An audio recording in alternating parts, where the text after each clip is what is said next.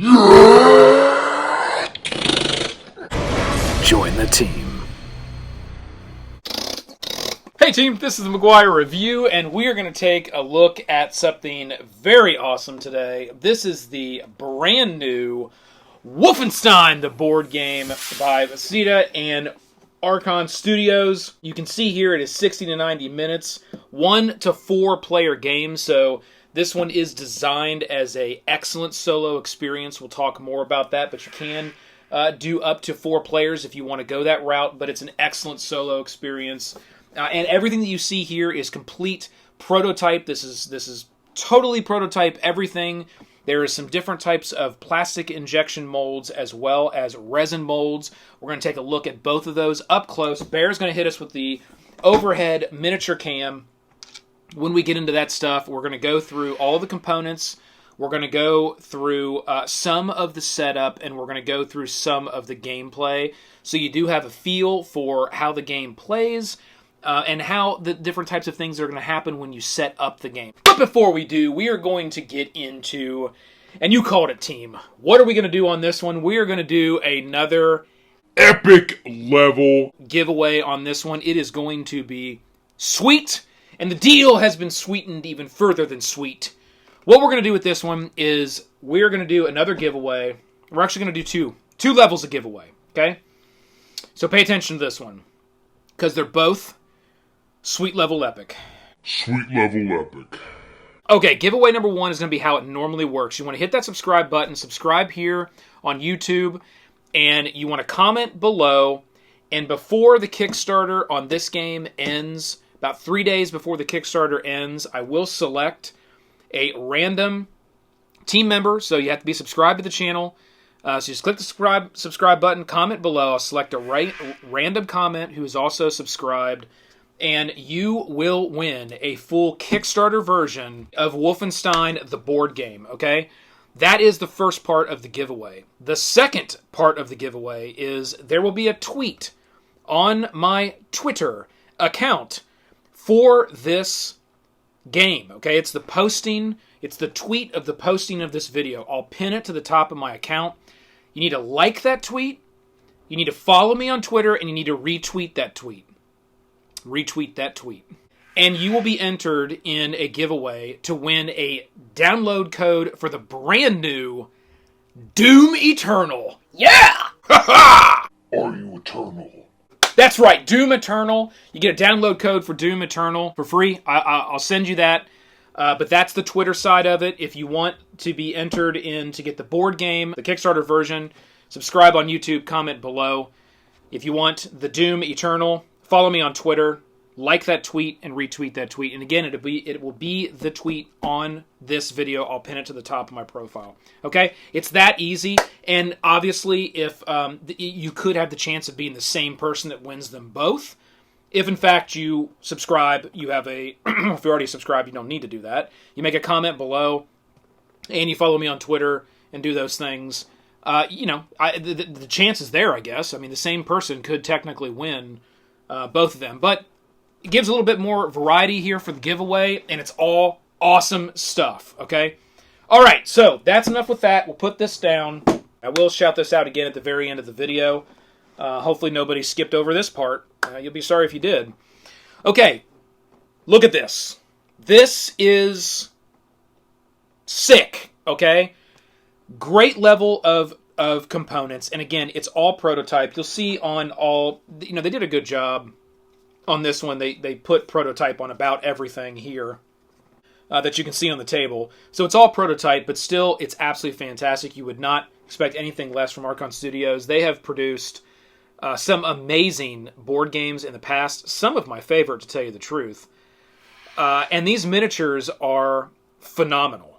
They are super high quality. We are going to hit these with the miniature cam. You know what, Bear? Why don't you just go ahead and hit it with the miniature cam now, as we're going to hit these miniatures, I think, first, and we'll talk through this. There's something special up front here. I'm going to leave that for a second. So you will see in these miniatures there is a number of different poses for all the different types of enemies in the game. Every one of them have at least 2 different poses. So we have sort of our captains or commander type models that are right here, and you'll see this one is kind of standing with the pointed, sort of the pointed finger and the gun down by the side, where this guy has kind of a fist and he has the gun up in the air. It's the same sculpt with a different, it's the same figure with a different sculpt, which I thought was really cool. They went the extra mile and did give some variety in the different enemy sculpts. Got some awesome. These are I believe these are the space. I believe those are the space Marines. Let's get our cards out here for the different enemies. So we got the soldats, we got the drones, we've got the officer, which we just took a look at. We have the drones are so awesome. Then you've got some bosses, like you got a general. You got various different bosses that are going to be in the game. We've got space marines. You've got super soldats, which are the big mechanical guys. We'll take a look at those here in a second. We've got the uber soldats, which is more of the skinnier robotic type thing that's up there. We'll look at that one here in a second. Let's see, Space Marine. Fire troopers. So these are the fire troopers that we're just taking a look at a second ago. And then there's some other bosses. I don't want to spoil everything. We do have... Oh, no, I'm sorry. Those aren't fire troopers. Those are rocket troopers. We have fire troopers.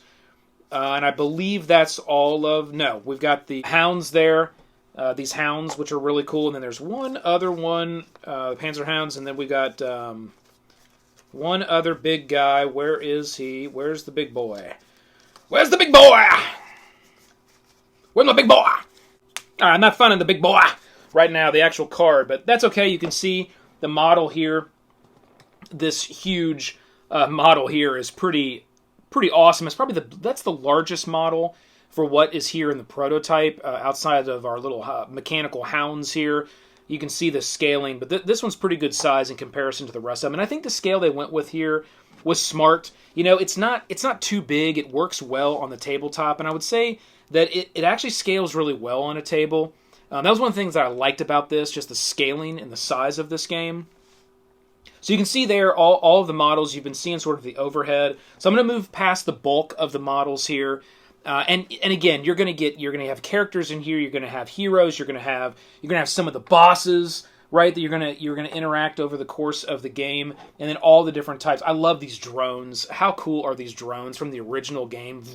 So awesome. And this really is pulled. It's all off the original Wolfenstein story. It's all off that original game. They just did a fantastic implementation from those games into the cardboard, into the board game, the tabletop game.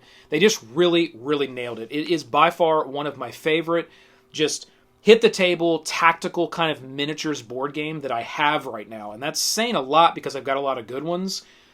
This one is by far one of my favorites right now. They just nailed it in almost every aspect. I love it. Okay, so what you're going to see up here in the front, I'm going to move these. No, I'm not. I'm just going to leave them right there. I am going to pull these in and get those out of our way so we can focus in on what we've got here up in front. These right here that you see in the brown plastic and this gray plastic, which is the same as this color, these are actually injection molded miniatures. Okay, so they came in sprues. I have the sprues right here. Those came in sprues. Those are examples of their injection molding that they're able to do, and they are super, super high quality. Where these here are just resin models for the prototype. And, you know, if you take these and you compare them side by side, you'll be able to see there in the video, they did their injection mold is fantastic. And these are really simple and easy to put together. You'll blast through popping these together. And the way they've designed the scenarios is you only have to build so many of them as you play the game. It isn't like you got to just build everything to start. You only have to build so many of them as you play the game. So they're really phenomenal. They go together really simple, and they are super high quality. They look as good as about anything that you would find that follows this approach. And they're going to look amazing painted. I can't wait to paint these up. You know, since I did get the example here of the different plastics, I probably will just paint one of these sets of the heroes and have it on display, and then use these other ones, you know, to continue to play the game. And that's the reason why I kind of have these set out, just a comparison. These are both the built plastic ones, and then compared to, and you can see here on camera and from the up close mini cam. they're almost identical. So they really, really nailed it. What you'll see here is the tiles. Now, you have corridors and you have rooms. And those two pieces are what's going to build your board for every one of these missions. It is mission-based. There's 10 missions that's in sort of the base game here. You've got the rule book. We'll look at that in a second. You got the mission book. So we'll start there. And each one of these missions, and I will set up a little mission here for us to take a look at. I'm not going to use one from the book. I'm just going to set one up so we can use as an illustration to go through some of the rules and kind of how gameplay would work. Why I think this game is so fun and executed so well. You have your missions here, and it just simply lays out exactly what that board's going to look like, as well as any of the tokens you're going to need, what those tokens mean. And this game revolves around an alarm concept, where there's certain things you want to get done before an alarm, certain things that are going to happen to you after that alarm triggers, and some of the missions will just straight up fail if you trigger the alarm. So you don't want to do that. The alarm is a bad thing no matter what. You do not want to mess around with the alarm, no matter what you do. It always is going to be a problem for you. I have found that some of these missions, though, it's almost impossible to not trigger the alarm unless you get lucky in some of the cards that you draw that allow you to drop that level of the alarm. There are some equipment cards that will allow you to do that. There's even one of the characters that will allow you to do that. But you have to have enough of what they call glory points to be able to execute those special abilities. We'll talk about that here in a second. So this is how this is going to work. It's very easy, very simple, and everyone looks exactly the same. Just a simple one-page read of, and it's not both, that's 4, 5. It's just a simple one-page read of what that mission is and what you're going to be able to need to accomplish and how you set it up. Super simple, super straightforward, and very replayable. It's not something where it is, I wouldn't call it a campaign, it's not legacy by any means. Every mission is a standalone mission. It doesn't, the storyline continues obviously, but you could play through all 10 and say, oh, I loved 5, let's go play that one. Or, oh, let's play 2, that was a great mission. 2 is a great mission. So that's how this is going to work, our mission book. And then our rule book is, again, very simple. The way it's laid out, it describes the cards and what those cards are used for, and then you just have literally a few pages. That's it, team, right there, done. There is a few, 3 to 4 pages. Well, let's just count it. Let's make sure it's accurate. So we've got 1, 2, 3, 4, 5, 6, 7, and that's not even 8, and then that's it. So like 7.5 pages of rules. And you can see it's nice big text and spaced out. So you can see what they've done here. They've been able to create one of these, tactical line of sight miniatures on a board type experiences, but they've removed all of the messy rules. They've streamlined everything. It's really comes down to the tactics. And the one thing that I will say about this game that makes it so good is that every single move counts. Every single action counts in this game. You don't take a turn sloppy and just be like, just do this.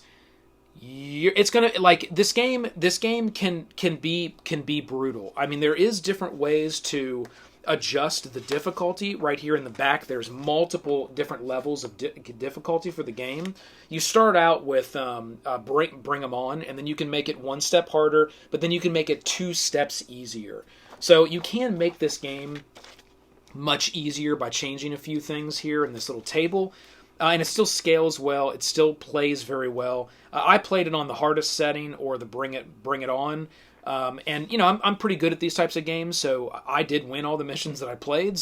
But I will say that it came down literally to the very last actions, the very last dice roll on some of them. It really is an awesome implemented tactical little game that has removed all the mess, and just what counts is the tactics, and what counts is the moves that you're making. And that's the way it should be, because it's simple to get into, it's fun to play, and you have a great time every time. All right? So here's the mission book and the rule book. We're going to set those aside. Bear, hold those for me. Thank you. And then we're going to get into some of these components, and as we go through the components, then we're going to use the components to kind of set up a little example, and we're going to look at some of the gameplay. So you have a feel for how this game plays out. This is not going to be a playthrough, but what you're going to get out of this video is understanding how the game round is going to work and how the gameplay is going to be working. So right up here, we've got these little doors, and this is another little fantastic component that I really like. I do believe there are some other games that have something like this. I haven't played those games, nor have I personally interacted. This is the first time I've had a component like this where you got these doors, And it is prototype, so some of these are a little tight in certain areas. But you have these doors, and they slide in and out like this. So you can set these doors on the board, and once a door is open, you can slide that out and show that a door is open. Now, for the prototype, the rule set is once a door is opened, it will always stay open. It doesn't reclose. I assume it would stay that way. But it's just a fun way to have a door and be able to visually show that now the door is open. So I thought this was really cool. They implemented that. They do have a great door as well available here. And it's same concept. You'd slide it right in and out, and you'll set those doors up on the board as you build the board. And it does take one of your action points to be able to open a door, both for a hero as well as any of the enemy characters. And that's all of the plastic, I would say, the sculpting that's in the game. You do have these dice. These will obviously be better and different in production, but they're just these printed die. I really like the way that they're designed and they look. And they will have a blank side. They will have a shield icon. They will have a little heart symbol. And they will have a little bullet reload symbol. And you'll be rolling these when you attack on your turn. When the enemies attack against you, you'll roll a set number of these dice. Obviously, blanks are misses. Reloads for enemies are misses, but reloads for heroes really suck.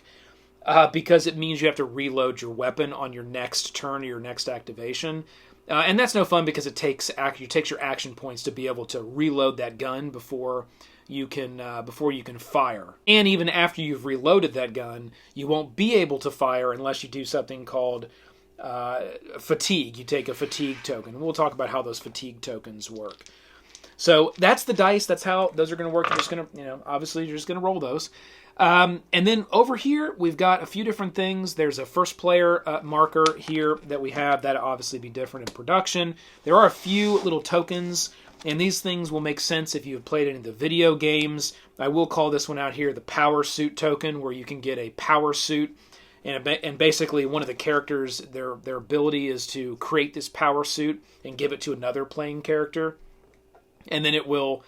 it'll allow you to basically just negate damage when damage comes in. So let's say you was to take 3 or 4 damage, it's like a big hit.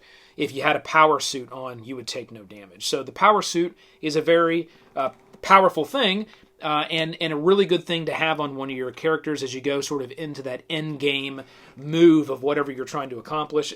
Having the power suit, I found, always makes a difference in allowing somebody to not take a hit. Because one thing that I feel like is very balanced in this game is all of these characters, and we'll go right here to our character cards. It's not like they're just these beefy tanks, okay? They all carry armor, and they all have a set number of life, some as low as just 3. I think 3 is the lowest on anybody. Yes, so 3 life is the lowest on anybody. And their armor will be anywhere from 1 to 2, I believe. I don't think anybody's higher than 2. No, 1 to 2 on armor. And all that means is when you roll dice against you, if an enemy was to roll these dice and they got a shield icon, it wouldn't take one of your health points away. It would take one of your armor points away. So it's just a way to kind of get a quote-unquote free hit. But then once your armor is gone, it's gone. It isn't one of these things where, BJ here has got 5 health and 1 armor. It isn't one of these things where every time you roll, you got to go through that armor first and then you can hit your health. It's almost like 2 different health pools. Armor can go down and then health can go down. And once your armor is gone, every shield that's rolled against you will in fact be just a hit point against you. So it is very easy to die in this game, and that's something that I think balances well. It's very quick tactics, and this is another thing that comes into every move counts. You need to be paying attention to your line of sight, even with the simple line of sight rules in this game, because every action, every move counts, because your characters will die easily if you just run them out there and you're not thinking about that positioning, or you're not thinking about who should go first and how should these actions work together to most benefit your squad, your team that's plowing through Castle Wolfenstein. Okay, so that's how these are going to work. There will be some other things that you'll find here on the card with the character's name. There's going to be some startup equipment that you're going to get from the very beginning. So you will just go through the weapons deck, and BJ here does start with, I've actually got his items right here. His starting items are this Laserkraftwerk. which is this big, awesome gun here. It's got range of 2. It takes 3 dice. And I'll show some close-ups here. You can check them out of the cards so you can see. But every card will give you the number of dice that you'll roll when you use that weapon. You'll also add your accuracy on your player. We'll look at that here in a second. That's how many total dice. You're going to have the number of actions it's going to take. So it's got like a little clock with a number that basically just says, hey, if we were using BJ here, he's got 6 total actions. If he wanted to fire this weapon as one of, part of what he would do on his turn, you can only attack once on your turn. It would take 3 of the 6 because it's right here on this weapon card. And then the type of ammo that the weapon takes. Every weapon takes a different type of ammo. There's different tokens here that represent the ammo that's in the game. And then at the bottom of the card, it's ways that you can use that ammo. So you can just always standard attack. But as you collect these ammo tokens, there's a certain number of special things you'll be able to do on that weapon. So for instance, for Zero, so that's always available to me, he can pierce through metal, so it allows the hero to remove barricade tokens. So if there's ever a barricade token, he can blow right through that thing with his gun. Other characters cannot do that. Here's one that's called Tesla. That's a cool one. It takes 8 ammo tokens, and I was able to do this on one of the missions, which was pretty awesome. So you have to save up 8 ammo tokens. And it says here you can remove the targeted mech unit from the board. No loot is gained. Place a reload token on this card. Has no effect on bosses. So one of these big mechs, like one of these guys or one of these big mechs, these guys are a real pain. They got tons of life, tons of armor.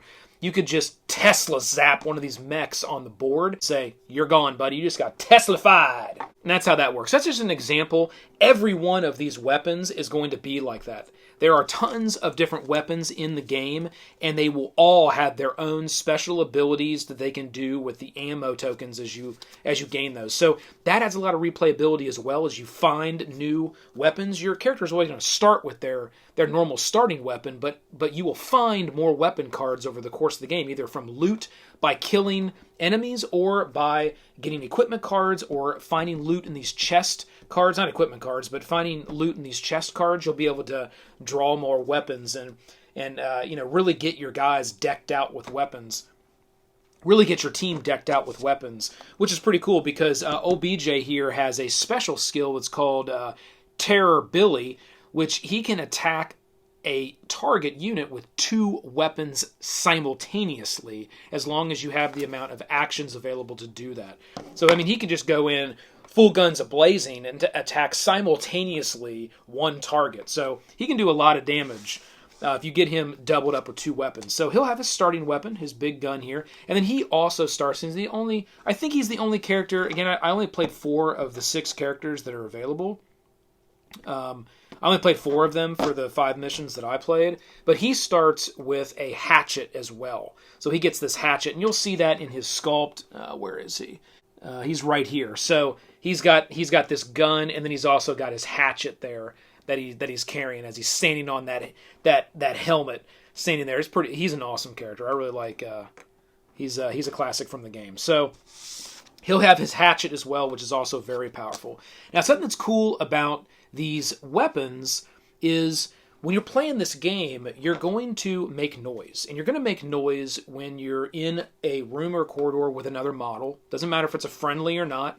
If there's more than one model in an area, you're kind of rustling around, you're making noise. And that noise is going to attract... not that. That noise is going to attract most of the models that are going to be on the board. Now, there are some of these enemies, and we'll take a look at their cards that per their abilities, they're not going to be deterred by noise. They're only going to attack you when you're in line of sight of them or you have attacked them.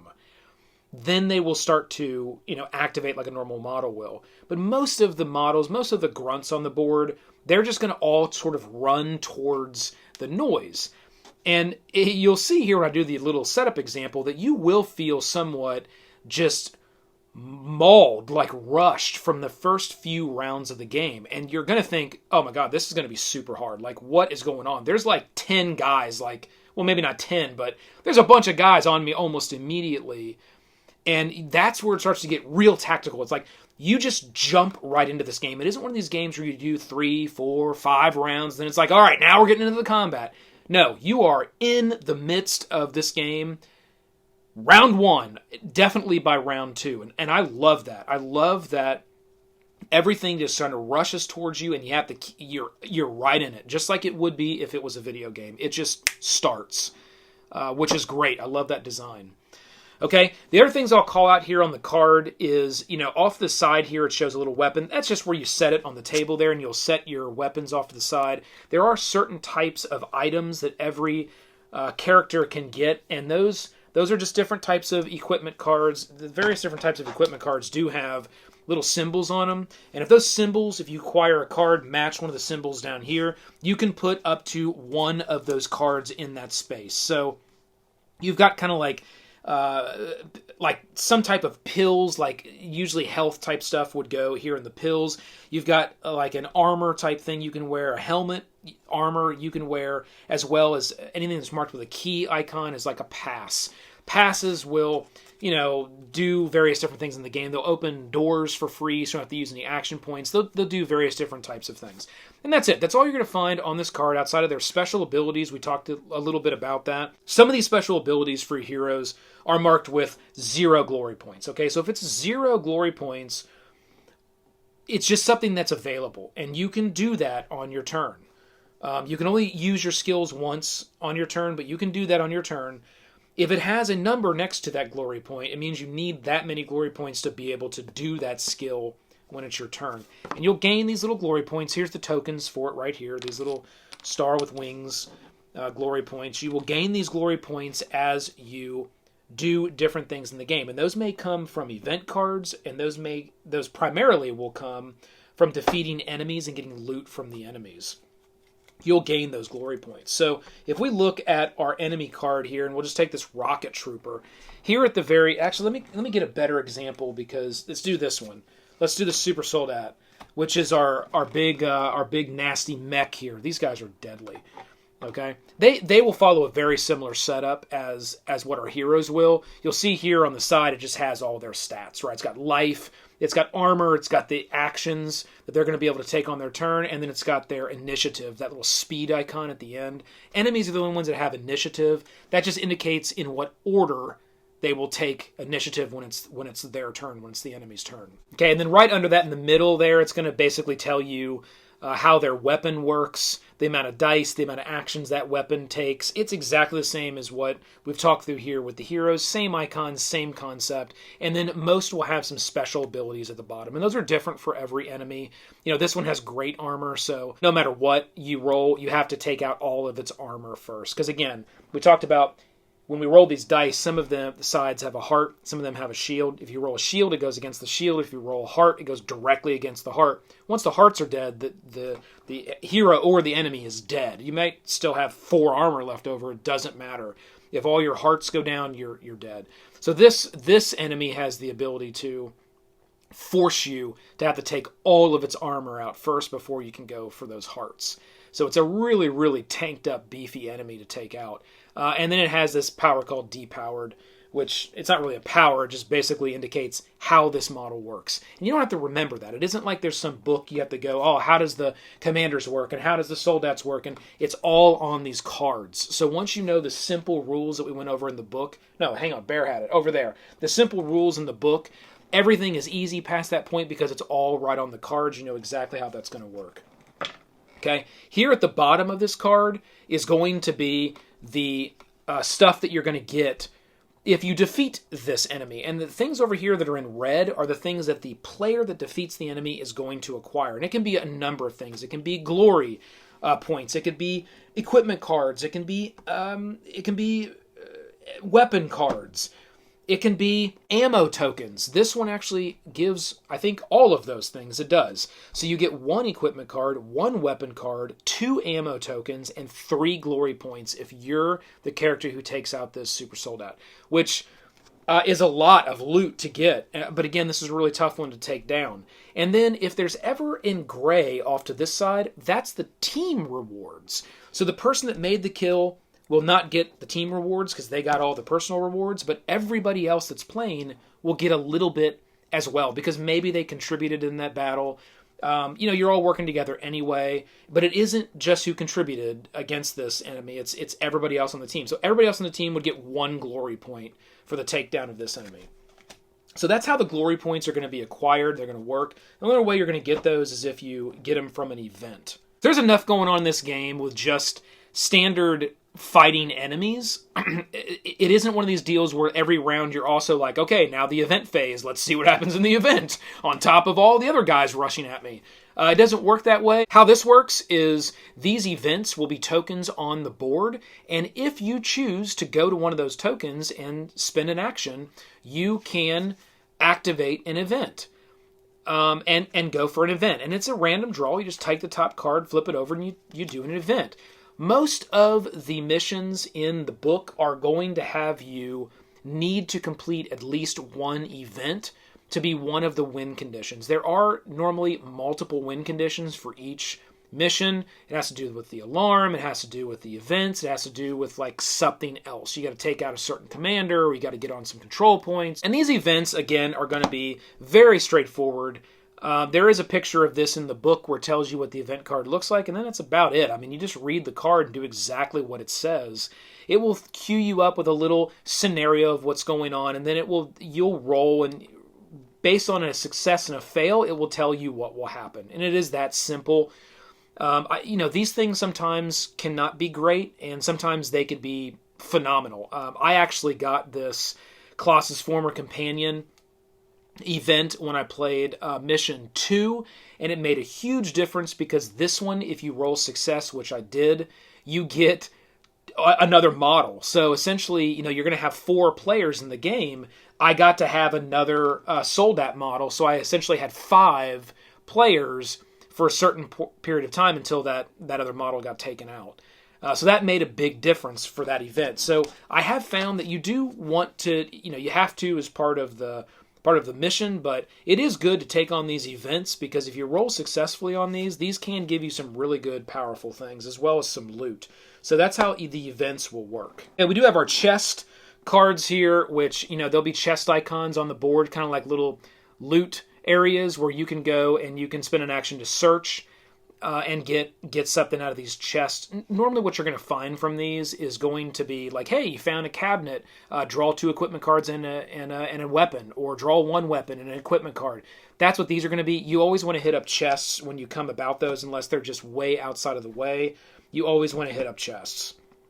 Then you got your trackers, your round tracker, and your hazard tracker. Now, these are going to be important for every mission as well. This hazard tracker is going to track when the alarm sounds. Now, there are ways to drive this tracker down. It's going to sound at 6 normally, and you'll start at 0, you'll count up every time, and what's going to trigger this hazard is every time you take out an enemy model, you have to increase the hazard tracker. So there's a balance there on when and how you're taking these models out. Because if you take out a model with something that is silent, like a knife or a hatchet, more of a melee type weapon, then you don't have to increase the hazard tracker. It's only when you're using a firearm do you have to increase the hazard tracker when you take a model out. And that's interesting. So you're going to want to pay attention to some of those more quiet weapons that you pick up, and they are important, although they may not be as powerful sometimes. Well, this hatchet's pretty powerful, but they may not be as powerful as these guns sometimes. You may want to use those melee weapons to not make the noise, to not raise the tracker. Or if you don't have those and you're just making noise for every model that you're taking out, there are ways to lower this by different cards that you can get, as well as one of our characters, which I've used in my gameplay, will be able to lower the hazard tracker as well as one of her special skills. But again, she needs those glory points to do it. And the round tracker is just going to track your number of rounds. The mission will start off and it'll say, hey, you got 10 rounds for this mission. Okay, well, you put 10 on here, and then every round you count it down. You need to be able to complete your objective before this round, counter runs out. And I have found that it really doesn't come down to this. I wouldn't worry so much about like, oh my god, I only have so many rounds. I feel like there's plenty enough rounds to be able to complete these missions. It's just one other thing that's sort of working against you. It's really about this hazard tracker and what's going to happen when the alarm sounds. And it's about staying alive. Because again, that is not always easy if you're not making smart tactical decisions and smart tactical moves. I will hit one more thing about staying alive. And as we've been talking about noise and different things, here's your noise tokens. There's a token for everything that you're going to need on here. I'm not going to go through all these tokens, but they're just various things you'll use to mark like where you spawn. Sometimes there's secret passageways, and you might have an area over here that you can pop up on the board over here, and there's tokens for that. So you got like secret tunnels you can go through and use for different tactics. You can stun characters. There's a token for that. You can, well, now I'm going through them all. You can hit rough terrain. There's a token for that. I think that's all of them here. The only other thing we left out was reloading. We talked about reloading our weapons. And then there is the fatigue. I want to talk about the fatigue token. I'll leave that out. And I want to talk about the shared health token. Okay, I'm going to put these glory points up on old BJ here.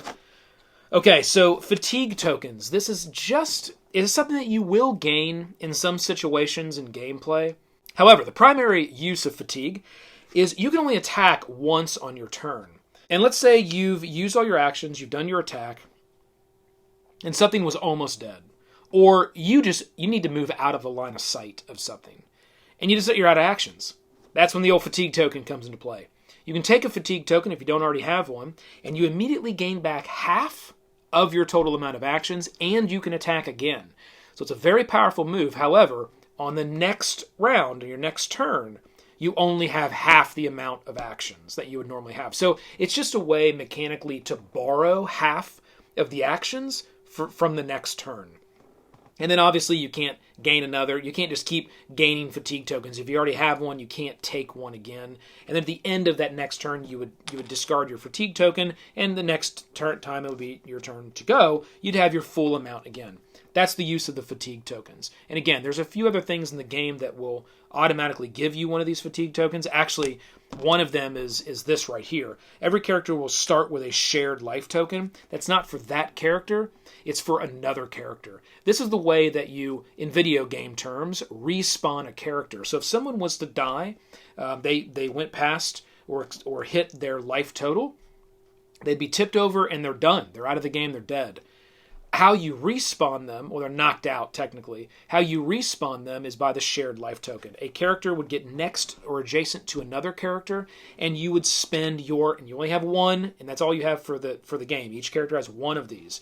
You would spend your shared life token, and now that other character would pop back up and respawn with full armor and full health and be ready to go. And you will absolutely use those shared tokens. So that gets important as well, is like, if you know somebody's going to die, they may just run out and go for the kill knowing that they're going to die, only having like one health, but understand how to tactically position characters the next turn to get that person back up and respawn. Because if it gets to the beginning of that person who's down's turn again and they're still not respawned, then they are completely out of the game for the rest of the mission and you've lost them. And some of the missions will say you lose the mission if you lose any of your characters. Some of the missions, it doesn't matter. So that's important there, to use that shared life token when it makes sense. And BJ here has a special skill that is I Am Death Incarnate, that it's 0 glory points, so it's just available to him to use on his turn, where a hero that has a life token, if he goes down, that hero doesn't have to actually use their life token to bring him back up. But the hero does need to get next to him and say like, "Oh, I'm cashing in my hero token." But the hero can keep it. It's just his special ability. He's the only one that can do that. So you do want to have him, if you think you're getting into an area where someone's going to go down, throw BJ out front and let him go at it with his hatchet and his laser gun there.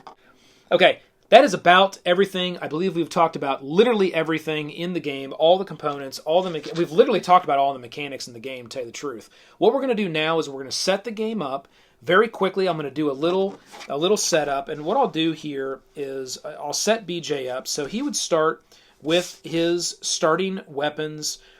He does get one random equipment card, and this is a silencer. Very nice. So now anybody that I take out, if I hit him with this silencer, doesn't make any noise. So that silencer will attach to this gun here. So now we've got a silencer. Doesn't take any extra actions or anything, that particular add-on. And let's go with love Max Haas, man. Bring on the Haas! Let's go with Set. Set's cool. We'll do. You know what? Let's do Let's do Anya. Let's do Anya. She's cool. She's got a long ranged rifle. All these characters are awesome. It's really hard. I'm just going to go with two characters. And I'll note this earlier in the video, but I will call out again.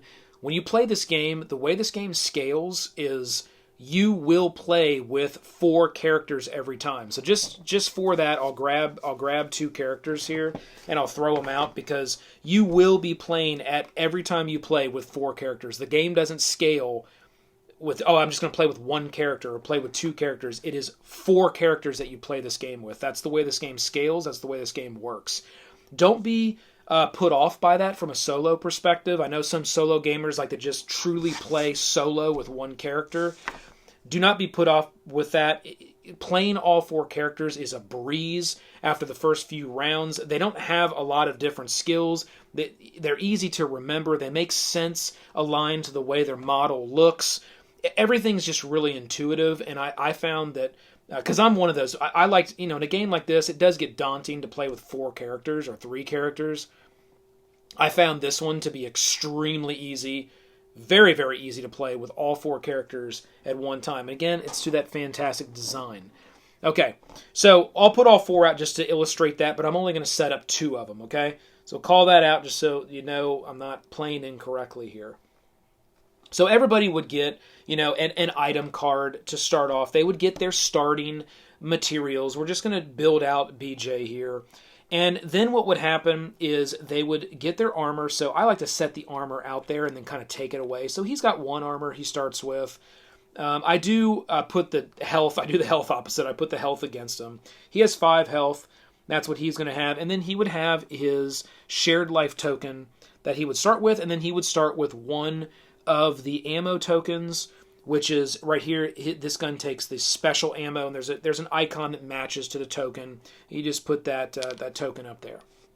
Okay, and that's the setup for the character, and then you would set up the board. So let's say that our board looked like, let's look it through here and get some, ooh, that's a cool one. So I'm going to set these actually over here for now. So it's nice, this nice blue one. Let's say we start there. And that's kind of our spawn point. We'll say we'll spawn right over here in the corner.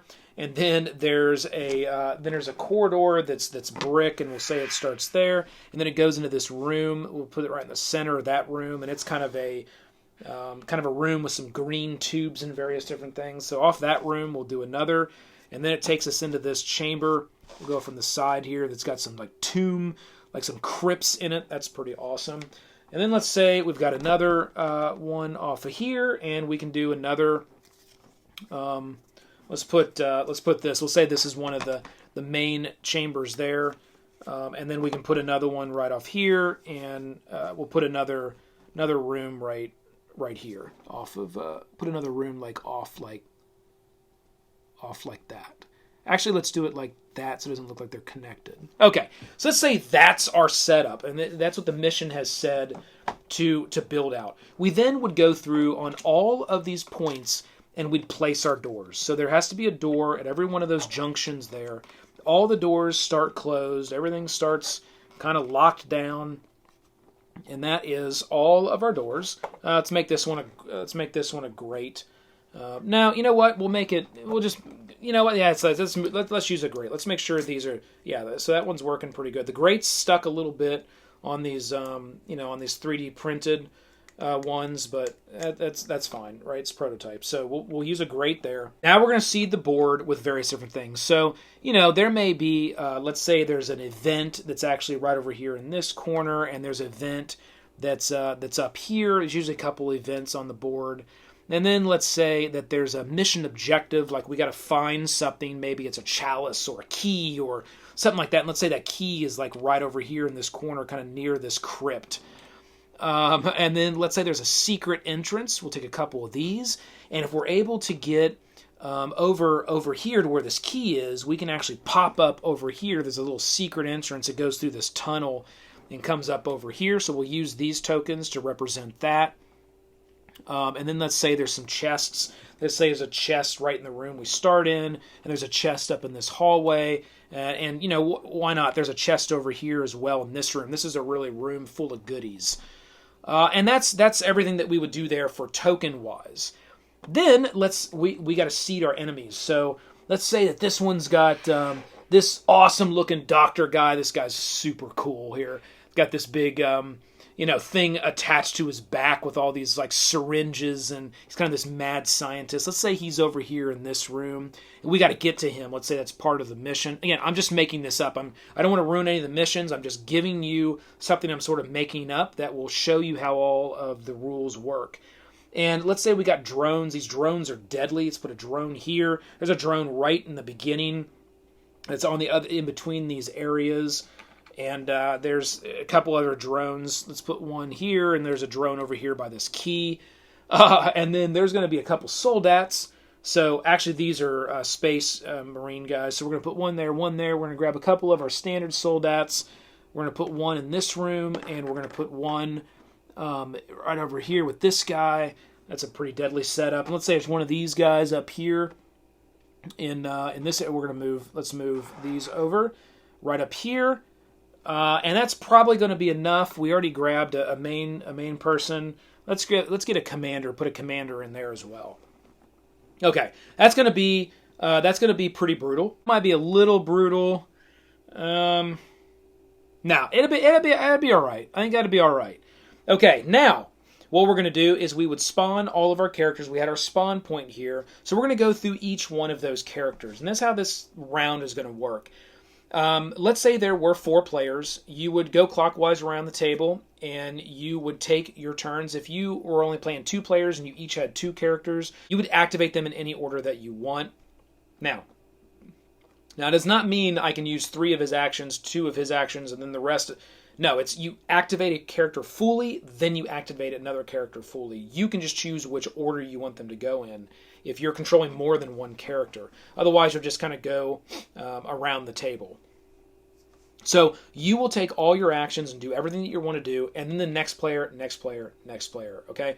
All of the characters take all of their actions first, moving, opening doors, searching, attacking, and then the enemies will have their enemy phase where they will all sort of respond. So it does give you very much of a turn-based combat situation. It isn't what I would consider more of a real-time where you move in and then it sees you and then there's some kind of interaction when it sees you, or you take your turn and then they take their turn. It is more of a turn-based type style, which I really like that turn-based type style, both in video games and board games, where you get to kind of take all your tactical moves and then, all right, you're up, right? And then the game gets to take all of its response to that, what just happened. And the way that the game responds, again, is controlled by a player, whoever has the first player token. That'll pass around every turn. You'll be the enemy phase. You'll control the enemy models. But it's very straightforward. It isn't like you're attacking yourself and everybody else. There's only one way that it works. There's a rule set for how these things move. You just move them around and follow the rule set. So that works really well. The AI is implemented very well. Okay, so let's say that we spawned up. Let's grab BJ here, and let's grab our scientist, and let's grab her, and then let's grab Bombet here, which is right here, and he's got a really cool model. Right? So let's say that they have spawned up. So BJ would go first. Let's say he's got 6 actions, and there is a chest. So what I'm going to probably do is I'm going to move. Every movement is an action. So I'm going to go 1, and when you move, you can move in any direction you want. There's no, you can't do diagonal, or you can move in any direction you want. You can't cut corners because corners do represent a wall. So you do have to kind of go around a corner. You can't just cut through a wall. But other than that, you can pretty much move in a 360 direction. So let's say 1, 2, it took me 2. I'm adjacent to this chest, so I'm going to use my third action to open that chest, and then it's gone, so I'm going to pull that out. Chest is done. I'm going to come here to my chest cards, and I got a wooden chest is what I found. It says gain an ammo token of your choice. All right, so that's discarded. I only have 1 weapon now that takes that type of ammo token, so I'll take that ammo token, and I'll gain it. So now I have 2.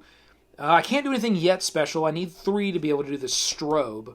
The strobe is pretty cool. It basically stuns nearby enemies, and that might be important because as soon as more than 1 person gets here, after our turn, even if I open this door or not, there's going to be noise that's going to be created, and these things are going to start to come at me. So that strobe is probably going to be pretty important. So I've used 3 actions. Let's see. 1, 2, 3. I want to get myself positioned well, out of line of sight, and ready for when it sort of comes in. So I'm actually going to position myself right here for 4. And, I have extra actions, but I don't really need them. And there's nothing else that I can do. I could open... You know what? I'm going to use an action to open... I'm just going to go ahead and open that door. So I'm going to open that great door. That takes 1 action. I still have an action left over, but that's fine. I'm done. I want BJ to be right there.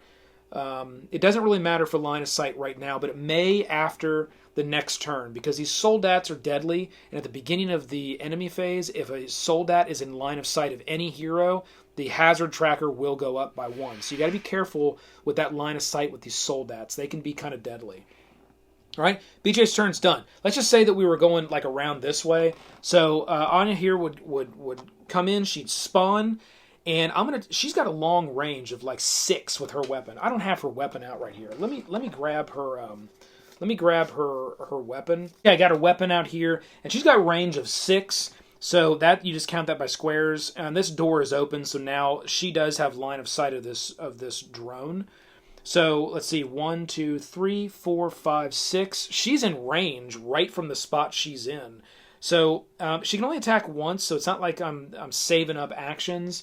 I'm going to go ahead and attack this drone and try to take it out because it's kind of deadly. So then when you attack an enemy, you'll go right here, you'll find a drone card just for example, so we know what the health and all that is. So there's the drone card. You can pull that out. That's kind of how you'll use these cards. We'll say this is drone number 3. And it shows here that it does have quick attack, but that's on its attack, and it does have stealth flight, so it doesn't have to open doors, but this door is already open. It doesn't matter. It's not until it's its turn. But they are deadly because they do straight 2 damage to a hero. It just goes right to the hero's health. So I'm going to get those drones taken out as fast as possible. Okay, so I'm going to fire, and she has an accuracy of 2, so I'll get 2 dice for that, and her weapon gets a single die. Okay, I don't have anything here to help me. I don't have any. Oh, technically she would have started with an ammo token, and for 1, she does have armor piercing, so shield hits are treated as hits. You know what? I'm going to go ahead and cash in that single ammo token, and now if I roll a shield, it's actually an HP hit. It only takes 1 HP hit to kill this. I could probably get it with these 3 dice, but I really want to make sure that I kill this drone. So I got 2 shields. So that would not have killed it if I wouldn't have done that, because it has 2 armor and 1 health. So I would have killed all of its armor, but it still would have been alive for its turn if one of my other characters wouldn't have taken it out. So that's done. She has now taken out that drone. Shot it from the range. It is out, and because of that, I gain my ammo token back because I get 1 ammo token, so that's sweet. I get 1 glory point for the kill on that, so now I have 1 glory point, which is good because she's a nurse, and for 1 glory point, I can heal some adjacent hero by 2. That's excellent, and there is no team rewards on drones. They're just kind of I would say, one of the weakest in the game outside of soldats, but there's no team gain for that one. Okay, that was how many actions did that take? 2 to fire her weapon. She has 8 actions. She has a ton of movement. So she has 6 left. I'm actually going to run her out into this corridor. Do I want to do that? I don't know that I want to do that. I'm going to do that because I'm going to run everybody else out. So I'm going to do 1, 2, 3, 4, 5. I'm going to put her right there because 1, 2, 3, 4, 5. She's in range of other things. So I'm going to put her right there. And then I'm going, it would be the end of her turn. She's used all of her actions. I now would go to Bombay, and he would come in, and he would spawn, and he would do the same thing. So he's got his own abilities and own weapons. But let's just say, for his instance, I'd probably just use most of his actions. He has 8 as well, to just kind of move into range. And I'm going to move him 1, 2, 3, 4, 5, 6. I'm going to move him up a little bit further. He's got 4 health. She's only got 3. So I'm going to move him up a little bit further. And then I'm going to take Set's turn. And Set is going to move in, and I'm going to say that he's just going to move. He's going to move right here and just be standing right here by this door. Okay, so that would be effectively the end of all of the characters' turns, and then we would do the enemy phase. So the first thing you're going to do is you're going to start activating these models based on their initiative speed. So you'd have all these cards out. You'd have a drone card out, a soldat, all the different types of models and how they activate. Now, these Space Marines are a little bit slower. Let me make sure. Yeah. So these Space Marines are a little bit slower. The soldats are fast, and the drones are fast. The drones are fastest, then the soldats, and then the Space Marines. So that's the order that they're going to move at. Now, there was noise, there was combat, there's noise in this room, there's noise in this room. Everything that can move at this point is going to start to move.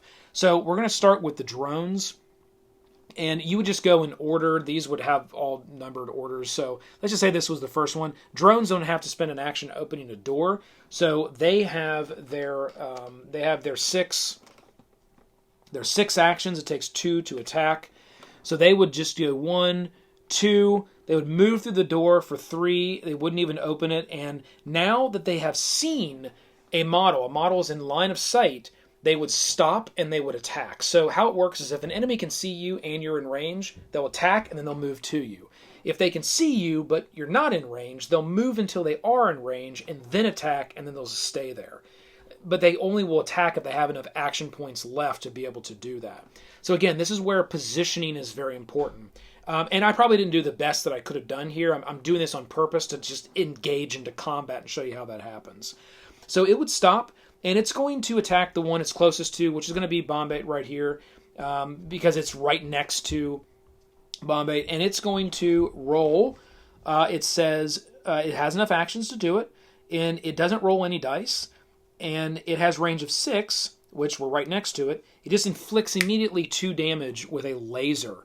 Now, this is where this can get very deadly. So I take 2 damage, and already I'm down half life now on this character.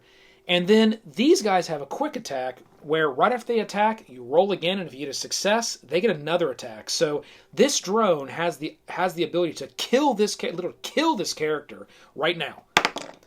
And he did not. Yes, he misses. So that's a miss.